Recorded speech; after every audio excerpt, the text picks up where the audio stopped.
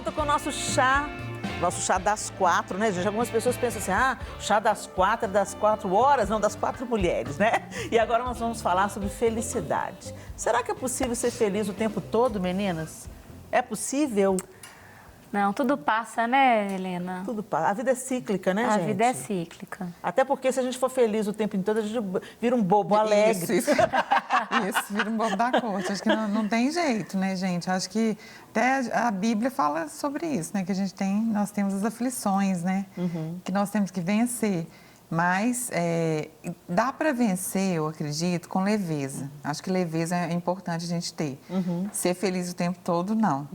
Mas ter leveza, porque senão tudo já é muito pesado. Sim. Né? Na vida, as coisas, tudo que acontece, né? Tantas pessoas têm problema, nós temos tantos desafios, né? Tantas dificuldades. Não, Simone, você não tem problema, você tem desafios. Tem desafios diários, assim. Então, nós vamos vencendo os desafios, de glória em glória. Agora, é interessante que essa história do você merece ser feliz é uma frase que a gente vê estampando o nosso tempo, né?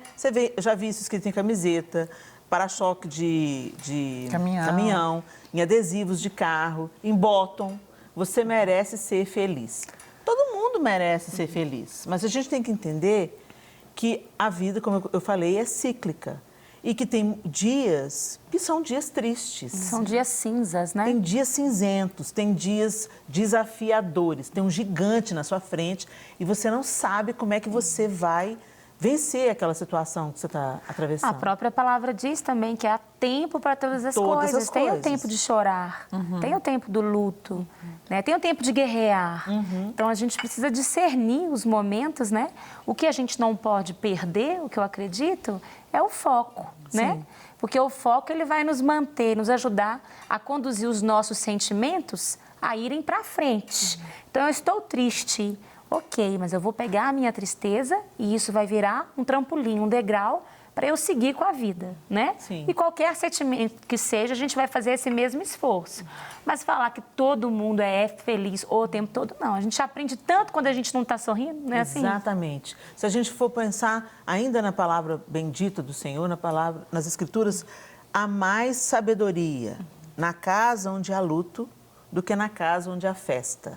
Se a gente fazer uma análise sincera com a nossa história, a nossa trajetória... Eu me lembro que uma vez eu fiz uma oração absurda. Quem nunca? Nós e nossas orações absurdas. Eu falei, quando Deus, a gente passando assim um perrengue, um aperto financeiro, os 4 meninos pequenos, né? Só o João trabalhando como professor, muitos desafios e questões. E eu falei, Deus, eu queria dar para os meus filhos tudo que eu não tive. Eu fiz essa oração. Eu queria dar para os meus filhos tudo que eu não tive. E o Senhor me respondeu de uma maneira tão doce e imediata. Sabe aquela voz de Deus dentro de você que não tem como ter vindo dos seus pensamentos, das suas ideias, das suas elaborações? Porque eu estava num questionamento com Deus. Então, naquele momento, eu não tinha condição nenhuma de dar essa resposta para mim mesma. E a resposta veio, por quê?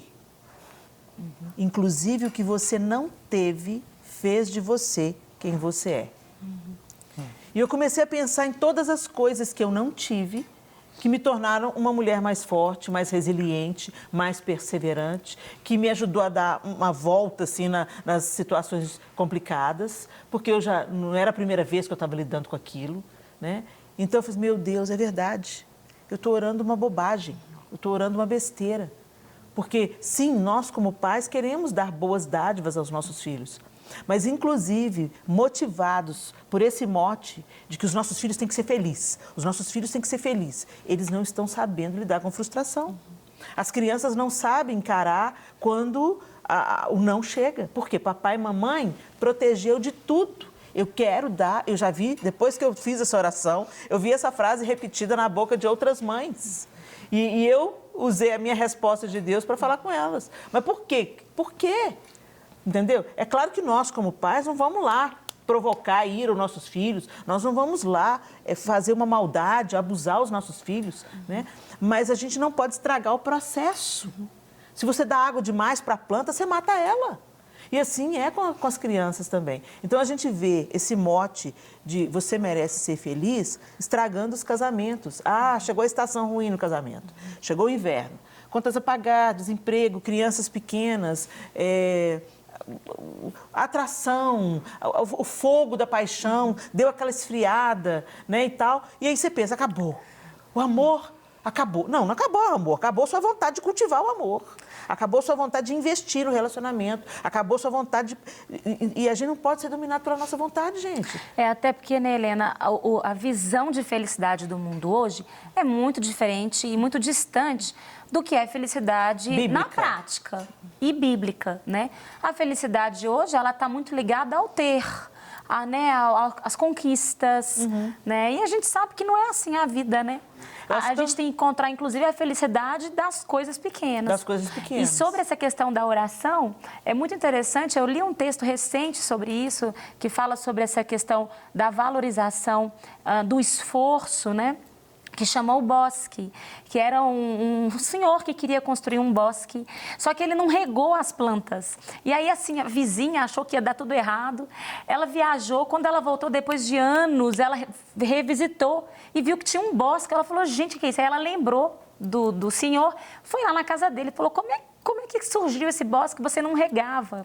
E aí ele foi e falou assim, eu não regava porque como eu queria um bosque, eu queria que aquela sementinha tivesse força para não pegar a água de cima, mas para encontrar a água no profundo, para que ela criasse raízes profundas e que fosse um bosque forte. E aí falava exatamente o fim da reflexão desse texto, falando que nós deveríamos mudar as orações. Em vez da gente orar pedindo que Deus nos livre das dificuldades, né, dos desafios, que Deus nos torne pessoas mais fortes, filhos resilientes, filhos preparados. Depois que eu li isso também, eu mudei a minha oração em relação aos meus meninos, né? Eu peço para Deus livrá-los do homem mau, eu peço para Deus os livrá-los de outras coisas, mas aquilo que é da vida, eu falo, Deus, fortalece, porque eles vão viver. Sim. Os ventos vão vir, a tempestade vai vir. Sim, então todos. A gente tem que ter esse olhar, né? Sim, de muita atenção mesmo. Muito interessante isso, a gente mudar o tom da oração, né? A gente vai ouvir a opinião masculina, gente? Porque todo programa nós temos a opinião masculina aqui no Chá, que é o nosso contraponto. Nós vamos escutar o cantor Felipe Barros. Vai lá, Felipe, fluir. Fala pra gente.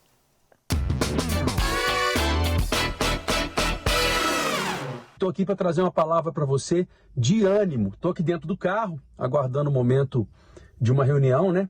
E carro é algo que já na hora me lembra de instabilidade emocional. O carro é bom, o carro leva a gente onde precisa, mas todo mundo passa por isso. Todo mundo que dirige passa por isso. Às vezes você está no trânsito, tá de boa, tá feliz, tá tranquilo, e uma pessoa na sua frente começa a não andar conforme você acha que ela deveria estar andando, e isso faz com que a gente mude emocionalmente de uma hora para outra. De repente você explode e tem que se policiar mesmo para não deixar de ser cristão, para não esquecer do seu caráter cristão. E a vontade que dá, às vezes, é literalmente descer do carro e ir lá reclamar com a pessoa e xingar e tirar satisfação. Mas você estava em paz até bem pouco tempo atrás e, de repente, isso mudou por causa dessa situação. Na vida é assim também. A nossa vida é cheia de altos e baixos. Na nossa vida também existe instabilidade. Jesus, inclusive, diz, tenho-vos dito isso, tendes em mim paz. No mundo tereis aflições, mas tem bom ânimo, eu venci o mundo. Essa é uma verdade que está ali em João, Jesus dizendo para a gente sobre essa instabilidade. Um dia estamos bem, de repente no outro dia talvez não estejamos tão bem assim, mas o fato é que ele venceu o mundo. Então não importa por qual situação você esteja passando, se é uma situação ruim, precisa existir primeiro no seu coração o entendimento de que a vitória virá e ela vem de Deus, ela vem de Jesus. Eu me lembro sempre, quando eu aconselho pessoas sobre esse tema, de uma história que eu ouvi muitos anos atrás, a minha avó contar, de um rei que ele vivia esse processo de instabilidade como todas as pessoas vivem. E ele chamou os sábios do seu reino e falou, vocês têm 7 dias para descobrir uma fórmula. algo que não me deixe mais ficar triste quando eu estou feliz, ou algo que não me deixe mais ficar muito eufórico quando eu estiver triste. Eu não quero mais essa instabilidade, eu quero ser uma pessoa que está sempre estável, que não tem muitas surpresas nesse sentido. E os sábios pensaram, não conseguiram inventar nada químico ou físico, mas inventaram, não conseguiram inventar nada químico, nenhuma fórmula mágica, mas eles de repente chamaram o rei um dia na sala e disseram: resolvemos o seu problema. E descortinaram um quadro na frente dele onde estava escrito: essa situação também vai passar. Toda vez que esse rei acordava de manhã, ele olhava para o quadro e lia: essa situação também vai passar, dando a ele o entendimento de que se ele estava muito feliz, era preciso que ele se policiasse e cuidasse da sua vida e ampliasse os seus sentidos e o seu entendimento, entendendo que daqui a um tempo talvez as coisas não estivessem tão boas assim. E se ele estivesse muito triste, também dava para ele a certeza que a situação passaria e que em breve ele seria vitorioso. Muito bem, essa situação também vai passar. É uma ótima frase para a gente adotar. Agora, interessante para a gente ainda falar sobre esse assunto, a Isa falou sobre a felicidade na perspectiva desse século. E eu fui buscar o que é traduzido por feliz, né? Felicidade na Bíblia. Às vezes, para o português, é traduzido como felicidade, mas no original é bem-aventurança, bem-aventurado. E ser bem-aventurado é muito mais do que uma disposição mental ou emocional favoráveis. Ser bem-aventurado é atingir os seus fins, cumprir os seus propósitos e florescer. Olha que perspectiva totalmente diferente. Com certeza. A felicidade bíblica da felicidade que esse mundo propõe. O florescer vem como a consequência. Então, eu atinjo os meus fins, eu cumpro o meu propósito. Então, eu vou nutrir o meu casamento, porque, por exemplo, o casamento não é só sobre o casal, mas é sobre a geração vindoura, né? Então, eu vou cuidar, eu vou buscar atingir os meus fins, cumprir os meus propósitos dentro do casamento. E aí, a consequência é o florescer, né? Se os dois entram no casamento com essa ideia, dificilmente vai dar errado, né? E assim, em tudo mais na vida. Eu estou usando o casamento como uma ilustração, mas na criação dos filhos, nos outros tipos, nas amizades, no trabalho. Às vezes as pessoas, nossa, esse trabalho está muito ruim, ninguém se encaixa em nada. Está procurando a igreja é muito ruim, tudo é ruim. Espera aí, gente, né? Atinja os seus fins, cumpra os seus propósitos. A gente assume muito uma postura de eu quero ser feliz, então vem, me dê, me sirvam. Façam alguma coisa feliz, por mim, né? E esquece que o processo tem mais a ver com a nossa participação e a construção, o esforço, a perseverança, a resiliência, para que a gente venha florescer, né? Eu lembro que a minha mãe dizia assim, minha filha, o ruim passa e o bom também passa. E ter essa mentalidade faz a gente perceber que, de fato, eterno é o Senhor. E, às vezes, a gente quer, nesse conceito de felicidade, a gente procura estabilidade. Estabilidade. Mas, na verdade, não é isso que as pessoas procuram. Elas querem segurança. A gente quer que... Aqui, eu não quero perder o controle, né? Nada que me faça perder o controle. E segurança nós só temos no Senhor. Nós não podemos colocar a nossa segurança em algo que a gente vai perder. Com essa ideia de eu mereço ser feliz, eu não tenho que nada, eu fiz as maiores bobagens e os maiores arrependimentos da minha vida. E aí eu entendi qual que era a raiz, o que eu queria? O que eu queria por felicidade? Eu queria segurança. Eu queria segurança de que eu ia ter provisão, eu queria segurança de que eu ia ser amado, eu queria segurança de que eu ia realizar aquilo que a Bíblia diz que eu vou realizar. Segurança é só no Senhor. E aí você perde felicidade porque colocou a segurança no lugar errado. Então, é o caminho de voltar para casa. Eu falo que esse momento que a gente está vivendo é pior do que eu querer ter as coisas. Porque querer tá tudo bem, você trabalha, você tem, legal. Só que a gente quer aparecer que tem. E se você aparece que tem, um dia a tristeza vai vir, porque se não existe um fundamento, se realmente não existe algo tangível ali, se realmente não existe uma paz no seu coração, se realmente não existe uma esperança, se realmente não existe uma alegria, isso vai faltar e logo você vai ficar desestabilizado, porque esse pedaço faltou. Eu costumo dizer, a Isa falou sobre resiliência, que resiliência é a moça que insiste em continuar passando o café. O que eu quero dizer com isso? felicidade, resiliência está na vida cotidiana. Em todos os dias, a despeito das aflições que a gente vive, a gente continuar passando o café, continuar cuidando dos meninos, continuar vivendo essa história do chão da vida que é o casamento, continuar celebrando a existência, né, que todos os dias Deus nos oferece pela graça dele. Então a gente termina assim esse Chá das Quatro. Continue a nadar, continue a nadar. Fica firme aí, que a gente fica firme aqui e a gente se encontra no próximo Chá das Quatro, se Deus quiser.